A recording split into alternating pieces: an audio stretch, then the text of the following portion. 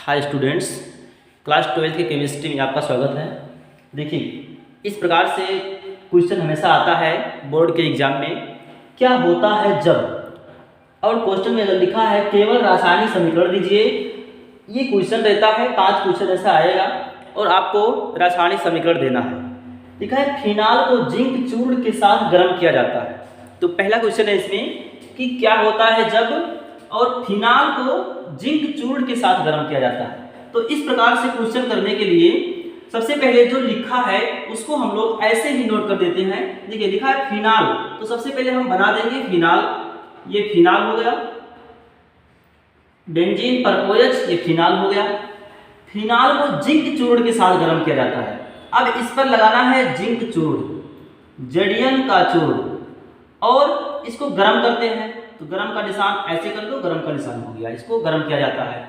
तो फिनाल को जिंक चूर्ण के साथ गर्म किया जाता है, तब क्या प्राप्त होता है, यही आपको बनाना है। तो जिस प्रकार से समीकरण में यहाँ पर दिया गया था कि फिनाल को जिंक चूर्ण के साथ गर्म किया जाता है, ऐसे पहले लिख लेते हैं। फिनाल बन गया और लिखा है जिंक चूर्ण, तो जिंक चूर्ण को बना लिए और गर्म, गर्म का मतलब ये निशान, इसका गर्म का निशान है। तो ये हो गया। अब देखते हैं इसमें बनता क्या है। देखिए, जब जिंक चूर्ण का क्रिया कराते हैं फिनाल से, तब यहाँ का जो OH है ये निकल जाता है और ये केवल बेंजीन बन जाता है।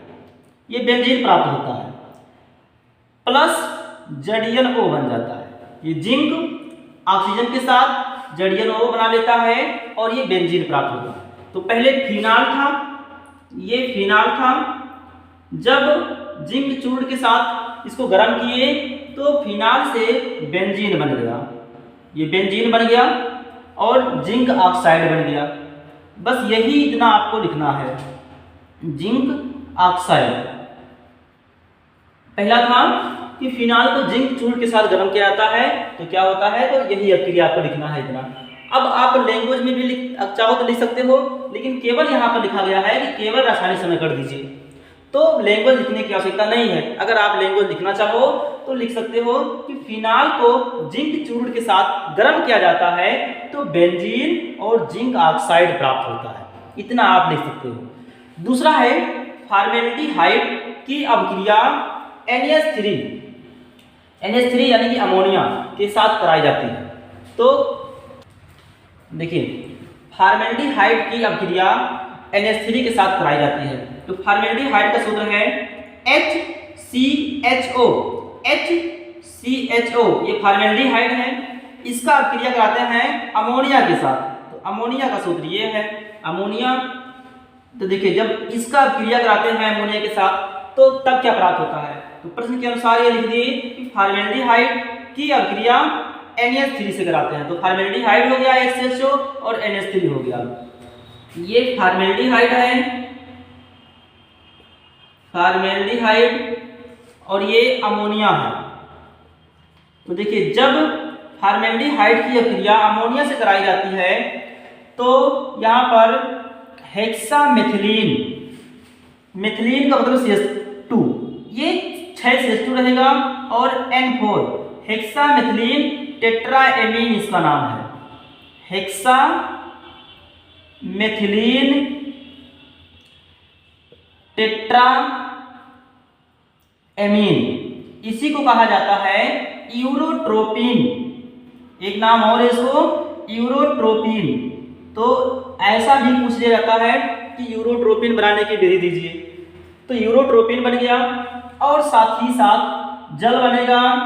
देखिए, इसको बैलेंस करने के लिए बैलेंस कर लेते हैं। यहाँ पर 4, यहाँ पर 6 और यहाँ पर 6H2O प्राप्त होगा।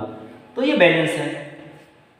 इसका अर्थ हुआ कि जब फॉर्मेल्डिहाइड की क्रिया अमोनिया से कराई जाती है तो हेक्सामेथिलीन टेट्राएमीन बनता है और जल बनता है।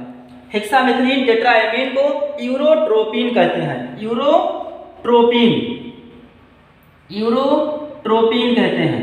हेक्सामेथिलीन टेट्राएमीन को यूरोट्रोपिन भी कहते हैं। तो यूरोट्रोपिन इस क्रिया में प्राप्त होता है। यूरोट्रोपिन बनाने की विधि भी पूछा सकता है कि आप कैसे प्राप्त करेंगे यूरोट्रोपिन को, तो कैसे प्राप्त करने वाले क्वेश्चन में भी ये आ सकता है। देखिए, तीसरा है कि टॉलुइन को CrO2Cl2 से ऑक्सीकृत किया जाता है। तो टॉलुइन को, किसको? टॉलुइन को। तो सबसे पहले आपको टॉलुइन बना लेना है। तो टॉलुइन का अर्थ है बेंजीन के ऊपर CH3 रहेगा, बेंजीन के ऊपर CH3 रहेगा, तो ये टॉलुइन बन गया, इसे टॉलुइन कहते हैं। अब इसका आप क्रिया करा, इसका ऑक्सीकरण कर रहे हैं CrO2Cl2 के साथ में। देखिए CrO2Cl2 के साथ में इसमें उपस्थित रहता है CH2 कार्बन डाइसल्फाइड, ये विलायक की तरह कार्य करता है CH2। तो जब इसका ऑक्सीकृत होता है तो देखिए यहाँ पर CH3 था तो टॉलुइन, अब ये बन जाएगा CH3 का जो CH3 ग्रुप था ये CHO में चेंज हो जाएगा, यानी कि जो यहाँ पर मेथिल था वो CHO में चेंज हो जाएगा, तो एल्डिहाइड ग्रुप लग गया, तो टॉलुइन सी बेंजेल्डिहाइड बन गया। तो इसका क्रिया आप लिख सकते हो कि जब CrO2Cl2 से ऑक्सीकृत किया जाता है टॉलुइन को तो बेंजेल्डिहाइड प्राप्त होता है। तो ये टॉलुइन है और ये बेंजेल्डिहाइड, ये बेंजेल्डिहाइड बन गया, बेंजेल्डिहाइड प्राप्त हो गया। तो बेंजेल्डिहाइड कब प्राप्त होता है? जब टॉलुइन को ऑक्सीकृत करते हैं CrO2Cl2 के साथ में तो बेंजेल्डिहाइड प्राप्त होता है। अगला है एथेनॉल की क्रिया HCl से होती है। देखिए क्या होता है जब, चौथा नंबर है एथेनॉल की क्रिया HCl से होती है। तो सबसे पहले हम लोग एथेनॉल लिख लेते हैं। एथेनॉल का सूत्र है CH3CH। देखो एथ का मतलब 2 कार्बन, तो इसमें 2 कार्बन है। अल का मतलब है कि CHO ग्रुप होना चाहिए, एल्डिहाइड ग्रुप, तो CH3CHO ये एथेनॉल हो गया। इसकी क्रिया HCl से कराना है।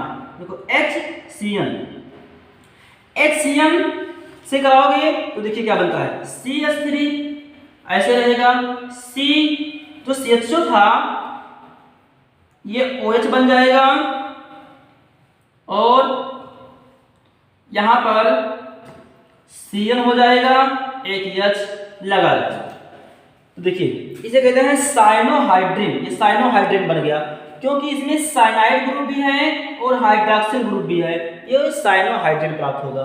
तो जब एथेनॉल की क्रिया HCl से कराई जाती है तो साइनोहाइड्रिन प्राप्त होता है। इसी प्रकार से अगला है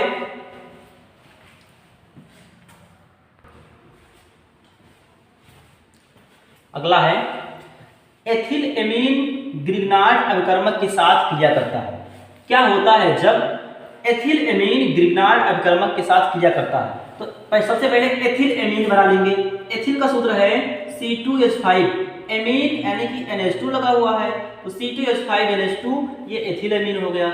और दे रखा है ग्रिग्नार्ड अभिकर्मक, तो प्लस ग्रिग्नार्ड अभिकर्मक सूत्र है RMgX, ग्रिग्नार्ड अभिकर्मक है के साथ क्रिया करता है। अब आपको जो उत्पाद बनाना है, देखिए ग्रिग्नार्ड अभिकर्मक का जो बांड टूटता है Mg, यहाँ से Mg के ऊपर प्लस और R के ऊपर माइनस, तो यहाँ का जो R है माइनस के रूप में एक H यहाँ से निकाल लेगा, तो ये बन जाएगा RH। अब यहाँ के पास NH2 के पास 2 H था तो एक ही H बचा, NH माइनस, तो ये वाला जो NH था इतने के साथ आकर Mg से जुड़ जाएगा। देखिए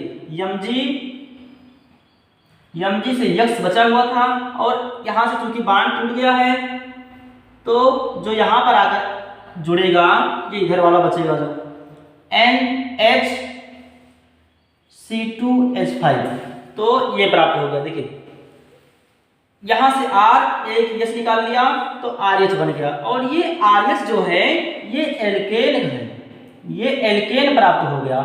तो जब देखिए सिंपल सी है कि जब एथिलेमीन का क्रिया ग्रिग्नार्ड अभिकर्मक के साथ कराए जाते हैं तो ये एल्केन प्राप्त होता है। मुख्य उत्पाद हमारा एल्केन है, यहाँ पर एल्केन प्राप्त हो रहा है।